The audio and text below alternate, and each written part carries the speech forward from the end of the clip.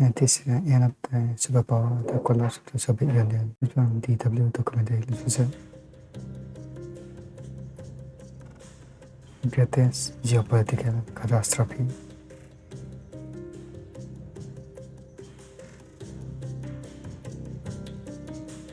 Moscow, 30 years after the collapse of the Soviet Union. On the banks of the Moskva River, the gleaming towers of a new business district stretch into the sky, presenting a confident picture of the new Russia. A short distance away, above the Kremlin, the red star of the Soviet Union still glimmers. And at Red Square, in the mausoleum, lies the leader of the October Revolution of 1917, Vladimir Ilyich Lenin. The long lines in front of the mausoleum may have disappeared, but the Kremlin has remained the center of power.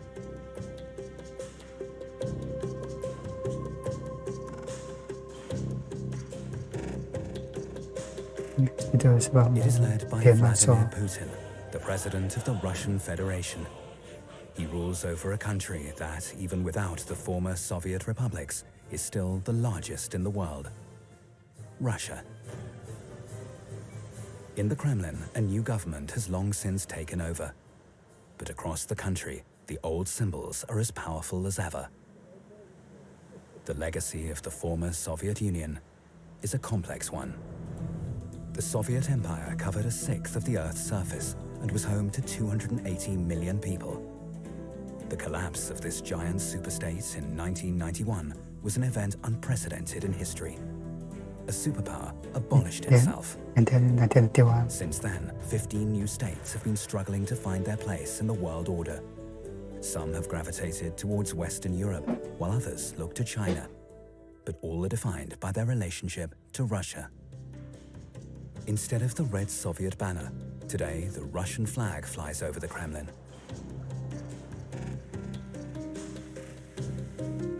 The collapse of the Soviet Union brought hopes of independence and prosperity for the former Soviet republics as well. But what remains of these dreams? What does this new freedom look like? Which old conflicts have flared up again? Who has won? Who has lost? And what role does Russia play in this post-Soviet power struggle?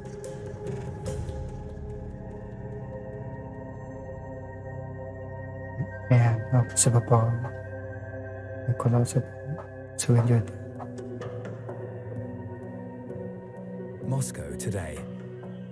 At first glance, the Russian capital looks much like any Western metropolis. Consumerism is in. But even in wealthy Moscow, the Soviet chapter of history is still not fully closed. The past has left a deep impression, leading many to ask, what was good in Soviet times, and what has changed for the better?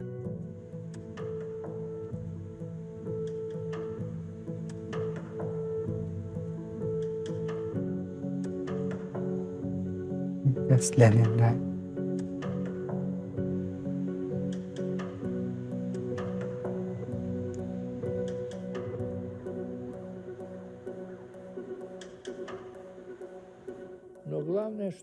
Everyone believed that things would continue to get better because of democracy.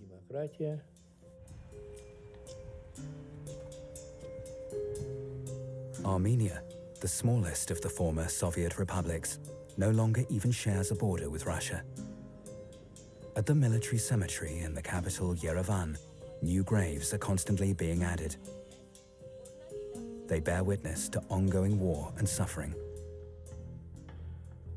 In the Caucasus, a permanent conflict has been raging for decades between Armenia and Azerbaijan. Both sides lay claim to the region of Nagorno-Karabakh, with its majority Armenian population. Fighting over this mountain enclave goes back to Soviet times, when gun battles and pogroms on both sides cost countless lives. For those caught up in the war, the scars run deep. Arvid Avenesian and his son Gevorg are Armenians who live in Nagorno-Karabakh. They were soldiers, like their friend Raya Hovsepian, Yet they are also civilians. Arvid runs a sports school, his son studies computing, and their friend is a businessman. The most recent fighting ended in defeat, in part because Azerbaijan received military support from Turkey. The prospect of peace with their Azerbaijani neighbors has never seemed more remote than it does today.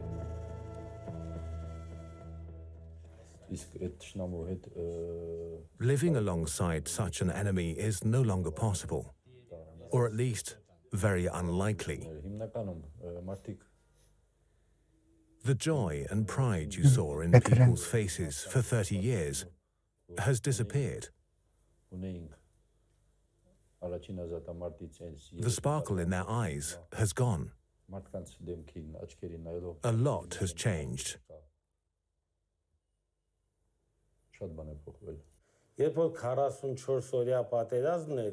During the 44-day war, no Western country took any concrete measures to help us.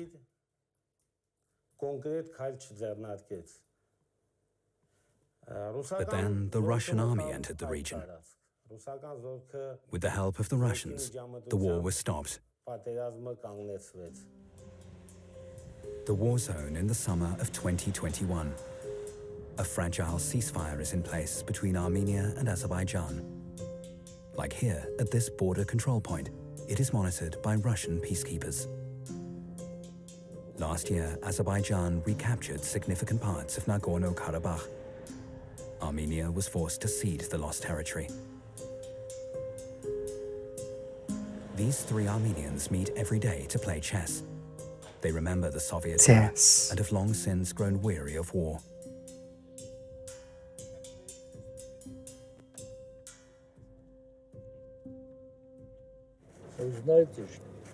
"30 years ago, we took their land. Now they've taken it back. If the Russians hadn't come, they would have slaughtered us. That's Islamic law." Freedom is to blame. Everyone was calling for it. It all began with Karabakh's independence. Lasting peace is still a distant prospect. The people here consider themselves Armenian. The country's flag is always present. Driving with Gagig Eliasyan into the war zone, he is the mayor of a small border village. We're about to enter a village where the Azerbaijani and Armenian sides are directly facing each other.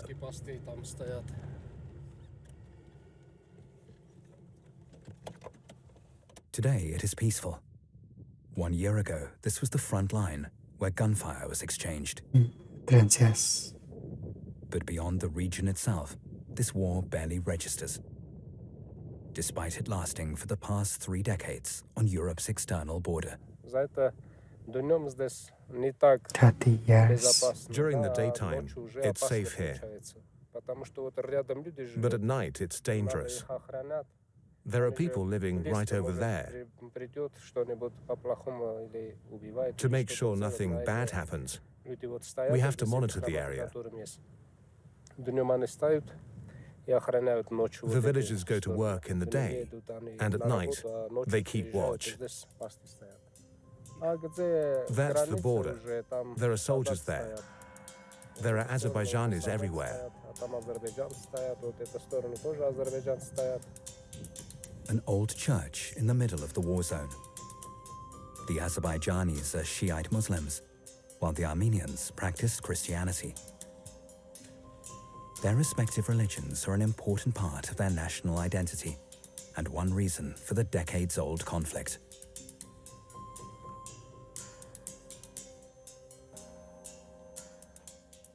The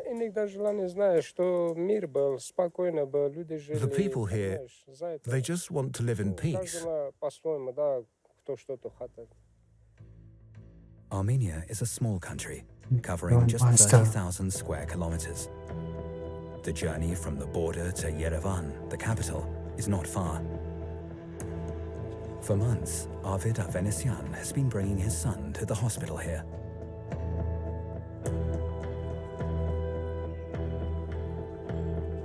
Givon Yes, was it's badly hit. injured in the war. But in Stepanakert, the capital of Nagorno-Karabakh, long-term care for wounded soldiers is not available.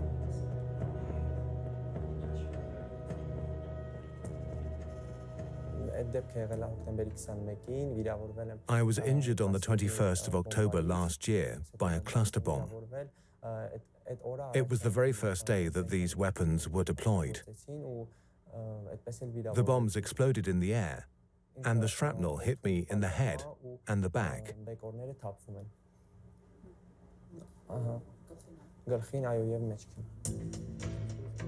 After the hospital, father and son visit the cemetery together. The last heavy fighting in 2020 saw thousands more soldiers lose their lives. Many of them still very young, barely even adults. Just because they're no longer in this world doesn't mean they are no longer with us. People As are long as we fighting. are alive, so are they. The conflict in the Caucasus has had far-reaching consequences. NATO member Turkey supports the Muslim nation of Azerbaijan. France, however, is on the side of the Armenians. Russia is attempting to remain neutral. After all, Moscow values good relations with the oil-rich Azerbaijan. This is not how the Armenians imagined their freedom and independence.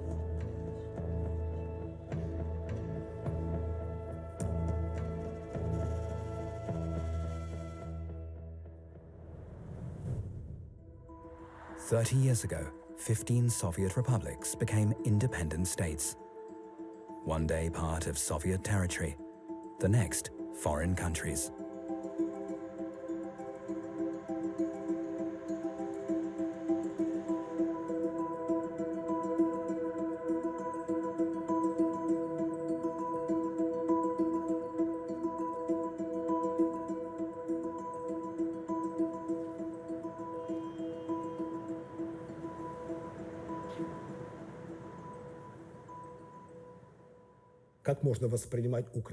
How can you see Ukrainians, Belarusians, or Armenians as foreigners and these places as foreign countries?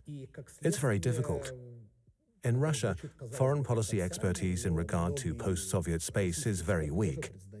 Even the experts acknowledge this. This sounds strange and paradoxical. They were part of the same country for so many years. But the Foreign Ministry has only a few experts for Ukraine, Belarus, and the Caucasus. There are far more who specialize in the USA, Germany, France, or the Benelux countries. A complex legacy. Despite the dissolution, the old dependencies continue to exist. The entire infrastructure of roads and railways, power lines, and oil and gas pipelines was built according to the needs of the Soviet Union and its centralized power base in Moscow. The Institute of Economics at the Academy of Sciences is examining the relationships to Moscow, as they were and as they are now. Ruslan Grinberg is the Institute's director. This longtime confidant of Mikhail Gorbachev has reached a simple conclusion. You have to understand that all states of the post-Soviet region have one single principle when it comes to their relationship with Russia. And it's been this way for 30 years, achieving a maximum of economic advantage from Russia while having a minimum of political obligations. The Soviet Union was formed in 1922 as a joining together of the Union republics, voluntarily. At least this is how it was framed in the Constitution. But the right to secede from the Union had never been tried in practice, and certainly not a withdrawal of all its members. But in 1991, that is what happened. The country dissolved into its constituent parts. The West looked on, amazed at the rapid disintegration, and 25 million Russians were left in shock. They suddenly found themselves inhabitants of other countries, compounded by the uncertainty of whether they would be accepted there as citizens or be allowed to keep their homes and land. Vladislav Belov is the director at the Center of German Studies. He is no political ally of Vladimir Putin, but he agrees with the president's claim that the fall of the Soviet Union was the greatest geopolitical catastrophe of the 20th century.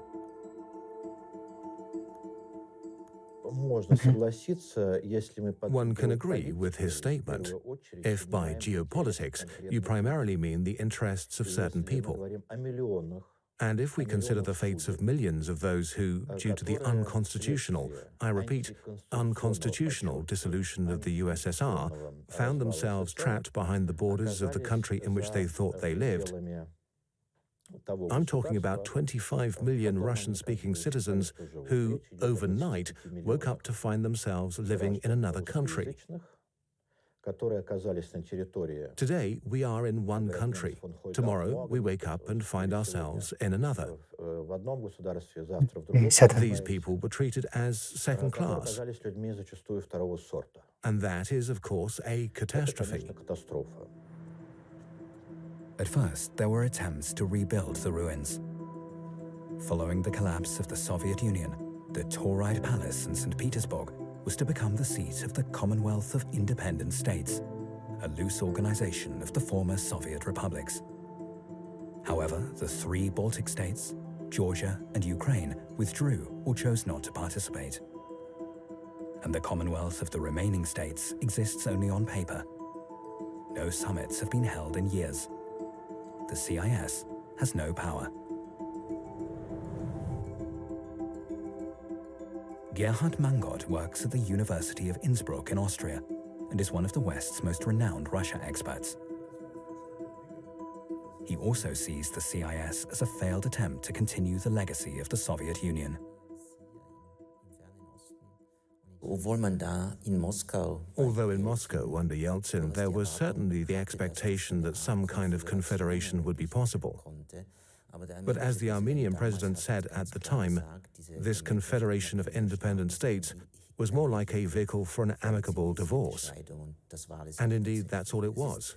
It's incredible that this association still exists today, at least on paper, because no one wants to kill the baby, as it were, by dissolving the organization entirely.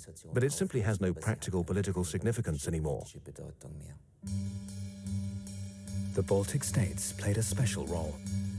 Estonia, Latvia, and Lithuania were the first to break away from the Soviet Union and successfully pursue their own path. Their relationship to Russia is frosty. They're successful in economy. Vilnius, the Lithuanian capital. The viewing platform of the TV tower is a popular attraction. From here, one can see how the city has changed. In the last 20 years alone, around 50,000 new apartments have been built, more than anywhere else in the Baltic states. In the center is the country's parliament.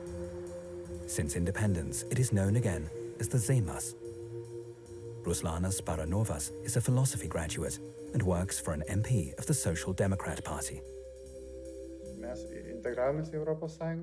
We've integrated into the European Union and the West, and our living standards have increased. The borders were opened up for us, and many Lithuanians emigrated to Western Europe.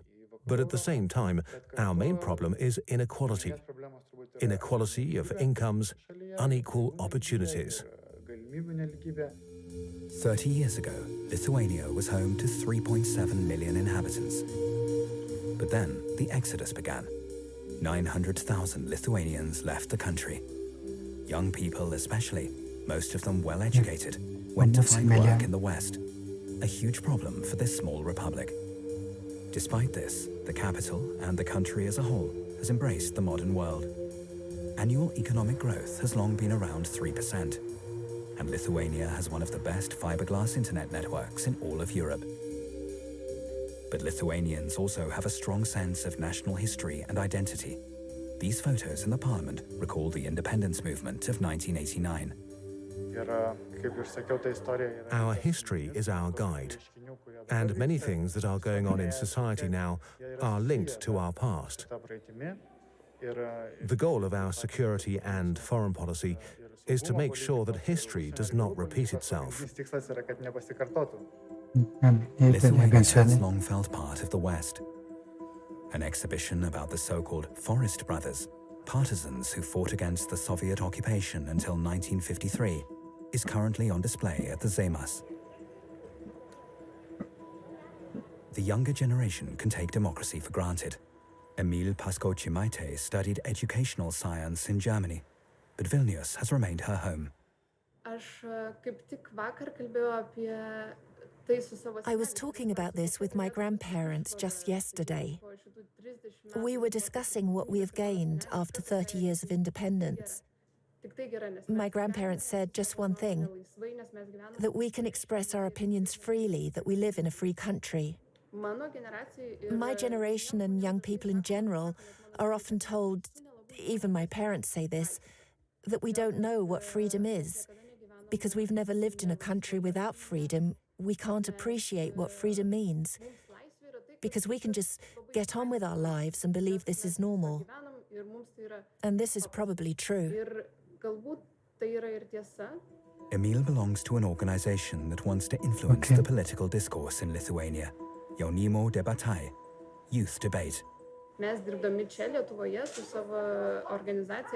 Through our work here in Lithuania, we organize programs that are supported by the European Union. So every day, I am living the values of the European Union. I consider myself to be more, if I'm allowed to say this, a citizen of Europe. Lithuania's ties to the West are becoming closer every year. In 2004, the country joined NATO, Europe identifies along with its themselves Baltic Europe. neighbours Estonia and Latvia, and 4 other members of the former Eastern Bloc. I think single individuals identified by Europeans Military as a whole. spending in Lithuania now makes up around 2% of GDP.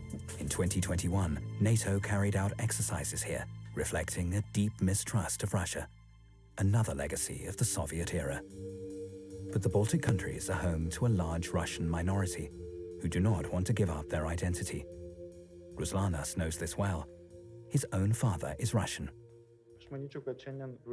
I think Russian influence today takes on a more hybrid form, such as influence over television, which a lot of people in Lithuania still watch, and over the internet.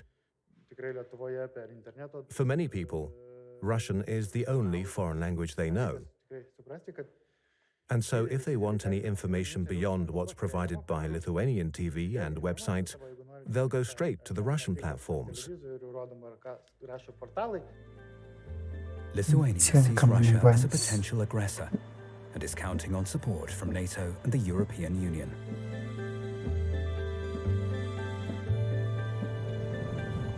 In Moscow, there is little sympathy for this position. Not even at the influential and critical journal Россия в глобальной политике, Russia in Global Affairs. If I were Polish or from one of the Baltic countries, I might also see things that way. But when you look at it from a rational perspective, it's not at all clear why Russia would attack Poland or the Baltic states. What would it achieve?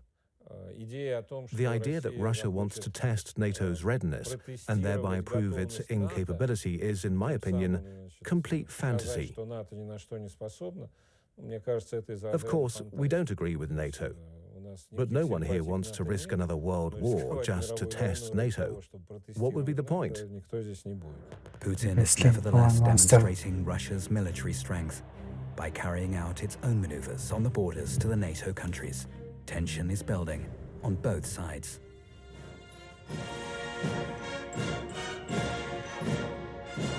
Military marches in front of the Kremlin. The message: Russians should be proud of their army, while the West and NATO should be deterred.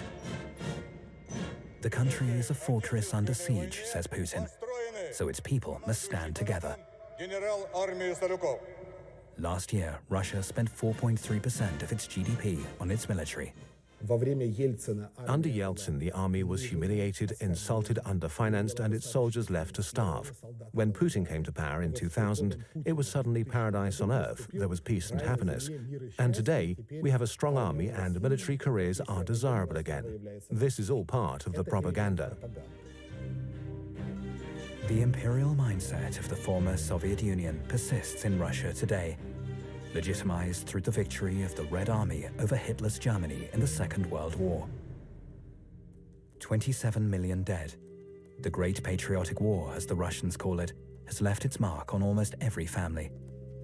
Among Russians, but also Ukrainians, Belarusians, Kazakhs, and Kyrgyz. These memories also shape today's society.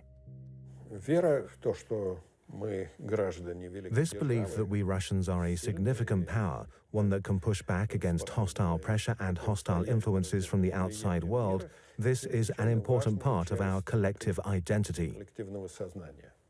This belief in the Soviet Union and Russia's unique authority, and that we are a special civilization, this compensates for the feelings of dependence, poverty, and humiliation that people have in their private lives. What might seem strange for Western visitors is for Russians completely normal. A mural of Georgy Shukov, the great Second World War commander, proudly overlooking an inner-city shopping street. This modern-day veneration of wartime heroes sends another message. Never again will this once glorious army present such a shameful image to the world as it did after the collapse of the Soviet Union.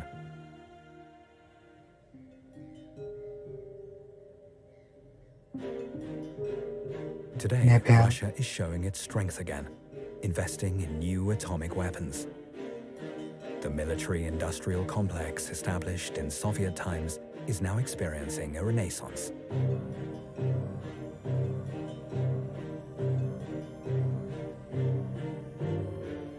But the country as a whole is paying a heavy price. The political leadership is making the mistake of believing that a 21st century superpower needs only to define itself militarily.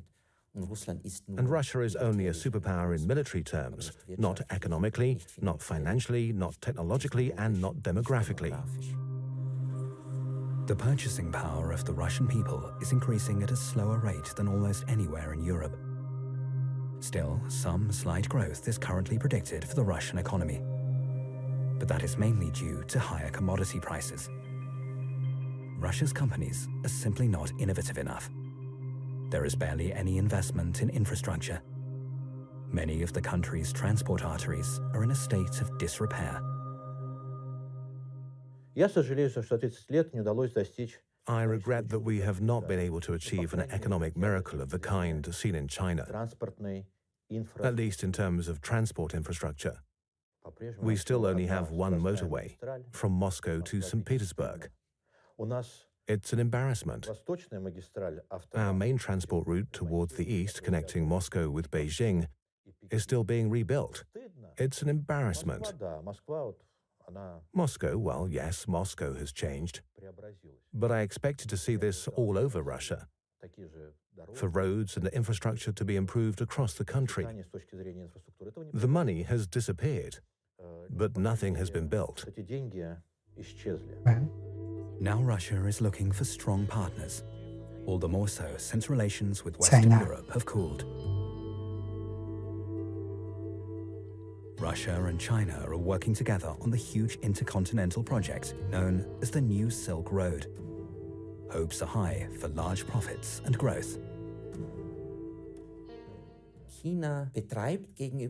China is pursuing a very cautious policy towards Russia by not actively letting Russia feel that it's the junior partner, at least in economic and financial matters. Because historically, China has always been, and still is, afraid that Russia can easily switch sides and align itself with the West. And this should be prevented at all costs. Russia has refocused its attention on Central Asia in order to secure its traditional sphere of influence. The Central Asian republics have welcomed this, in large part as a counterweight to China, their increasingly dominant neighbor. Yet the opposite is true in Ukraine, where the majority of the country looks to the West rather than the East. Of all the former Soviet republics, Ukraine was probably best placed to make a success of its independence. But today, the country finds itself in crisis. President Volodymyr Zelensky has failed to fulfill his people's hopes for peace and prosperity. Ukraine today is the most corrupt country in Europe, making a formal alliance with Western Europe extremely difficult. The country is deeply divided. While people in Western Ukraine overwhelmingly support joining NATO and the European Union, the east of the country feels a strong connection with Russia. Especially in Luhansk and Donetsk, regions industrialized during the Soviet era. Known as Donbass, was home to protests against the national government in Kiev. A pro-Russian minority took issue with the Ukrainian state, propelled by fears that they would be discriminated against in a Western-leaning nationalist Ukraine. Ethnic Russians make up a large minority of the population, 8 million out of 42 million citizens. With backing from Russia, these protests turned into a separatist uprising, a civil war that has set the whole of Europe on edge and shows no signs of abating. Donbass was never Ukrainian in terms of language and traditions. My mother comes from eastern Ukraine. She comes from the Zaporozhian Cossacks who settled along the Don. When I visited her village as a 5-year-old, I didn't understand a word. So who am I exactly? My mother is Ukrainian, my father is Russian. For my wife's parents, it's the other way around. My mother-in-law comes from Western Ukraine, a 100% Zapadnetska. Her husband is Russian. So, who are we? In 2014, the Crimean Peninsula in southern Ukraine became the scene of an escalation in the Russian-Ukrainian conflict. Today, Russia claims Crimea as a part of its federation. A huge new bridge is being built to connect the peninsula to the Russian mainland. It's intended to send a message to the world. We have taken back Crimea. It's a show of strength towards former Soviet states, demonstrating what happens if they turn against Russia. Orchestrated by Moscow, the overwhelmingly ethnic Russian population had already elected a separatist parliament. This led to the annexation of the territory by Russia. What Western Europe saw as a flagrant breach of international law was presented by Russia as a free decision by the majority of people in Crimea. This was a real election. I admit, probably not everything was carried out in line with international law. But this was not a military occupation. It was not an annexation. It was a declaration of will by the people. In Russia, it is hard to find anyone who does not consider Crimea to be a part of Russian territory. A new Russian patriotism has taken hold, 30 years after the fall of the Soviet Union. For some, perhaps also encouraged by memories of its former greatness. We were a large country. We still are a large country. That's just a fact. That's where my parents fell in love, and everything positive that they associate with their lives back then, they also associate with the Soviet Union. In the Soviet Union, people were tricked. Those in power promised one thing, but did something completely different.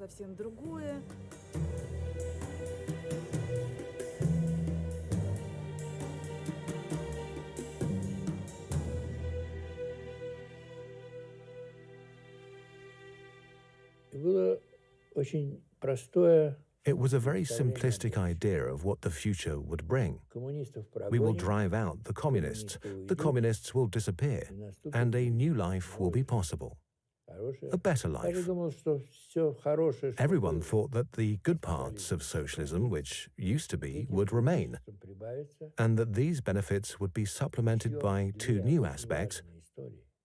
Firstly, consumer choice, and secondly, freedom. And that, together, would be perfect happiness. The transition from a socialist command economy to a capitalist market economy was abrupt and came almost without warning. Anna Oromyan is today a successful business consultant. For her, what occurred back then was akin to shock therapy. You have to understand that we've been living inside the Soviet system. The right to private ownership was not recognized. Even today, we have a very specific relationship to property rights and entrepreneurship in Russia. So imagine what it was like back then. For people who had been concerned with completely different matters, like science or culture, and then suddenly forced to become or decided to become business owners, because they wanted to somehow live and survive. Privatization was a part of this shock therapy. The privatization was chaotic and forced through without regard for the consequences. At the end of the 1990s, Russia was plunged into a major economic crisis. For older people in particular, memories of this time are painful. The ruble was dramatically devalued. GDP halved.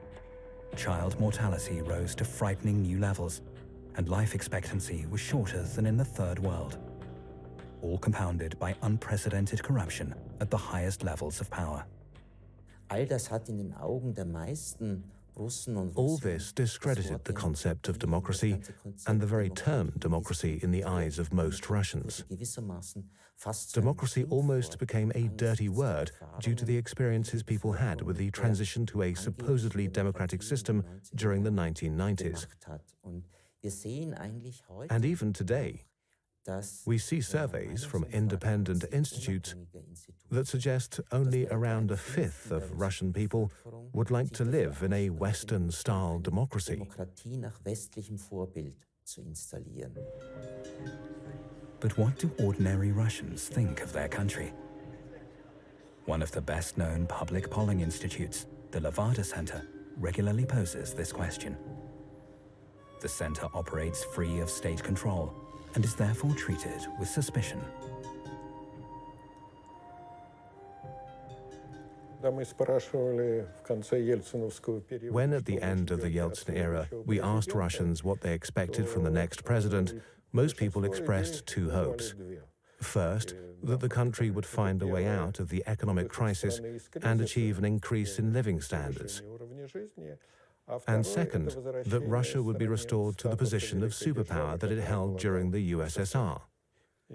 And Putin, with his demagogy, his rhetoric, his strengthening of the military and the country's power structure, USSR again. seemed ready to fulfill these expectations.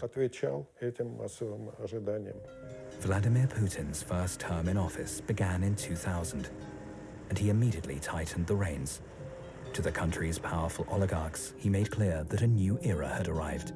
He promised that they would be free to go about their business unhindered, and that their companies would not be renationalized.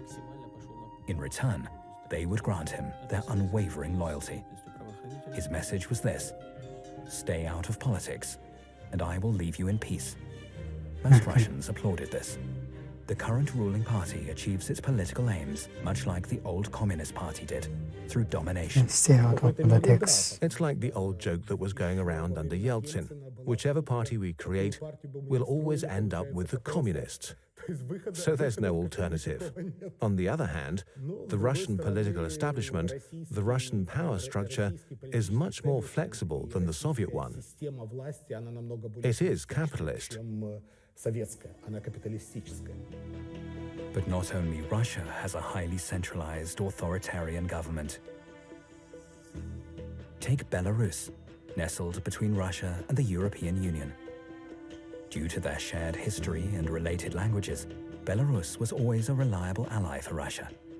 Now it appears shaky. Even the national flag makes no secret of the country's close ties to its Soviet past. Only the hammer, sickle, and star have been replaced. Reminders of the Soviet Union are ubiquitous, both in the capital Minsk and across the country. The country's economy is centrally controlled with a mixture of private and state ownership. An absence of democratic structures and high levels of media censorship have earned it international condemnation. Since 1994, Belarus has been ruled continuously by the autocrat Alexander Lukashenko, a one-time Soviet political officer. Since his re-election in 2020, opposition to his government has become louder. Hundreds of thousands of Belarusians have taken to the streets, demanding democracy and Lukashenko's resignation. In Kazakhstan, too, a president with autocratic tendencies has ruled for many years. Yet with other, and for Russia, more favorable conditions. Thanks to its oil and gas supplies, Kazakhstan is the richest country in the region. Its long-serving former leader, Nursultan Nazarbayev, was a member of the Politburo of the Communist Party in Soviet times. Unlike Kazakhstan, the once poor Soviet republics of Uzbekistan, Kyrgyzstan, Turkmenistan, and Tajikistan initially struggled with their new freedom. They were too dependent on the centralized seat of power in Moscow.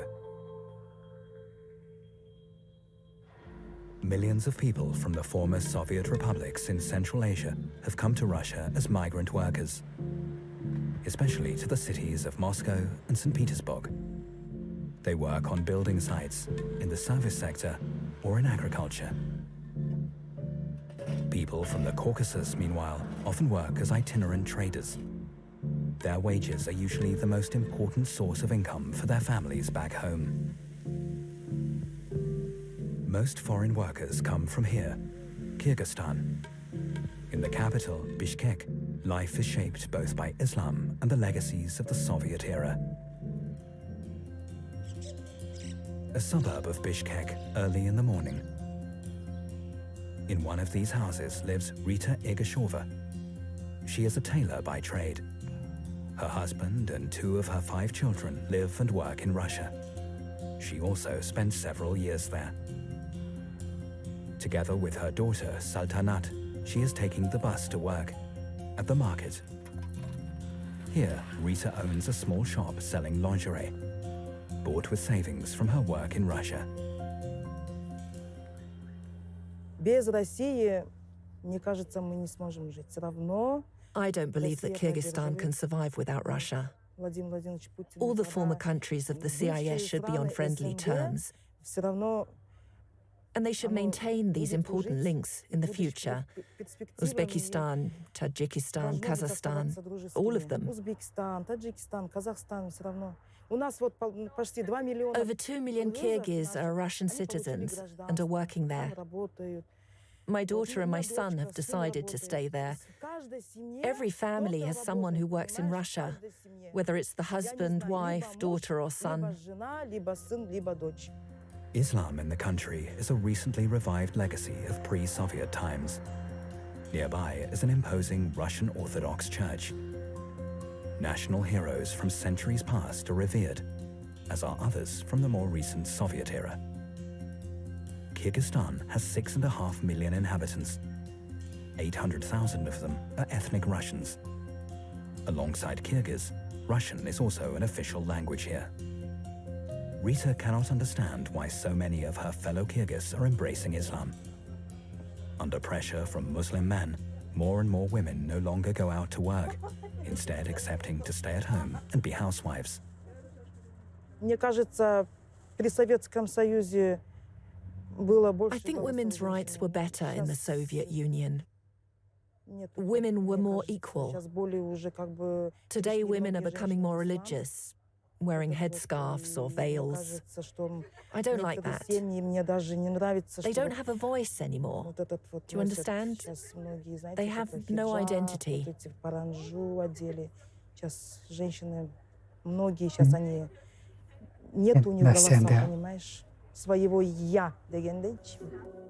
The south of the country is home to many Uzbeks.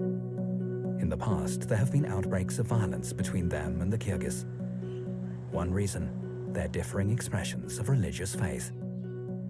The Uzbeks tend to follow a very strict interpretation of Islam, while the Kyrgyz are more moderate. Islam is important for everyone, but of course it mustn't be too strict. No, not too strict. Religion. The most important thing is our humanity. Religion is secondary to that. Today, Islam is allowed to shine again in Kyrgyzstan. In Jalalabad, the imam is the Uzbek Alaya Madaliyev. He completed his theology studies back in Soviet times. As imam, the 66-year-old is not only a religious leader, but also a kind of mayor in his local district. In my opinion, life in the Soviet Union was good. There was religious freedom, and religion was valued. The state didn't interfere, and it respected religious boundaries. They didn't monitor us as much and tell us what to do. A proper religion was preached. There were no banned or terrorist organizations back then. no Hezbis, Wahhabis, or Salafists. And we never preached anything that was forbidden. We taught how to pray terrorist correctly small amount. and how the faithful should treat one another. But today, there are more extremist organizations, and the state must be more careful. Kyrgyzstan defines itself as a secular state. Yet there's no telling how strong an influence a radical form of Islam could become here. Imam Madaliyev preaches a moderate interpretation of the faith. Every Friday, the mosques are full. Religious freedom in Kyrgyzstan is very good. Other countries don't have this level of religious freedom. There are no barriers to practicing our faith. There's a mosque in every neighborhood here.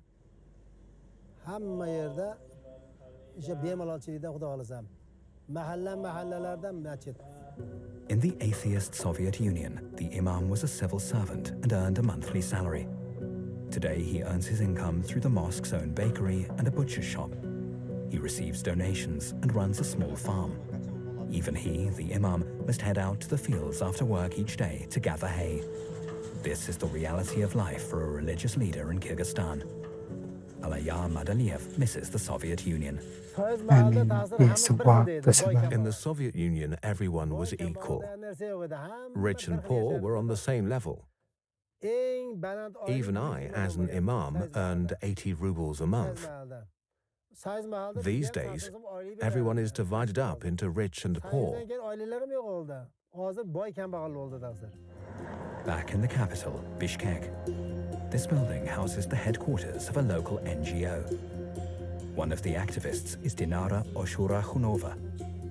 These women are campaigning for more democracy and against corruption. У нас, к сожалению, коррупция достигла очень большого размаха. Corruption here has reached new heights. It's out of control. The people in power are there, in my opinion, primarily to enrich themselves and not to govern or to help the country. They want to turn politics into a business opportunity for themselves. The fact that an NGO can publicly promote its goals in this way distinguishes Kyrgyz society from other countries in Central Asia. But Dinara, a Russian language teacher by profession, wants to get even more involved. She supports the new Reform Party because, as she says, there are too few truly democratic parties in Kyrgyzstan. At the last elections, there were 78 different parties on the ballot, but only 3, 4, or 5 of them are democratic and liberal, and that is concerning. That's why such new parties are important. There is a demand for more new parties in our society. At the edges of this once multi-ethnic state, the Russian army has long seen itself as a guarantor of stability. Since the end of the Soviet Union, these border regions have been the sites of violent power struggles, often with the participation of Russian troops, such as here in the now autonomous Chechen Republic. The Chechen wars were viewed very negatively by the wider population, both the first and the second. Around 55 to 65% of Russians saw these wars as unjust and felt it important that they should be ended. But if we look at the situation clearly and objectively, there is really no serious opposition in Russia that could pose major difficulties for the Kremlin or be considered a threat. The principle of show strength and crush dissent obviously works. This principle recalls the power mechanisms of Soviet times. In the 1960s, the term Homo Sovieticus was coined, the Soviet citizen defined by conformist values and attitudes. Many people in the former Soviet republics remain shaped by these fundamental values even today.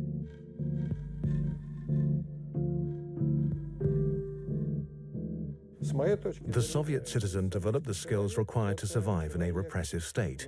He learned to deceive the state, to tolerate its arbitrary judgments, to feign loyalty towards it, all while taking care of his own problems and trying to survive in this hard and repressive environment.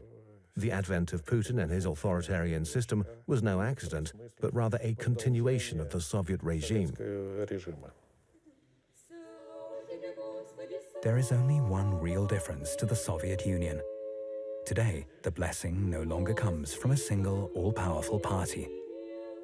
Putin, the one-time member of the Communist Party, now has the backing of a different authority, the Russian Orthodox Church. The Church has no objection to the strengthening of conservative values in Russia.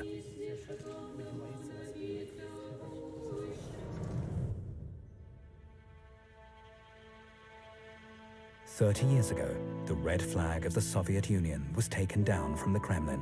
Hardly anyone objected. We entered Red Square, 300 people, who had come to speak out against this astonishing decision. And there were 287 million people in the USSR.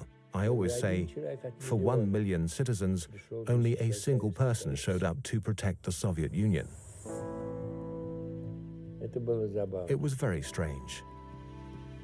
Russia is the largest of the successor states. It is still struggling to find its place between Europe and Asia. The developments of the past 30 years have been confusing and difficult. As a result, Russia has regained its status as a global political player. But at the same time, it's fallen far short of where it could be today with a more visionary leadership.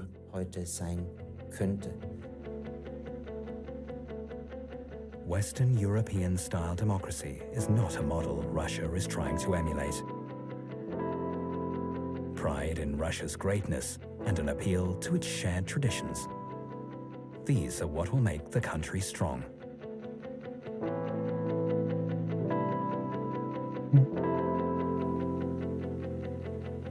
Karl Marx. That's why there is such a longing for one's childhood, for the school years, for our time as students. But that's not much about the Soviet Union.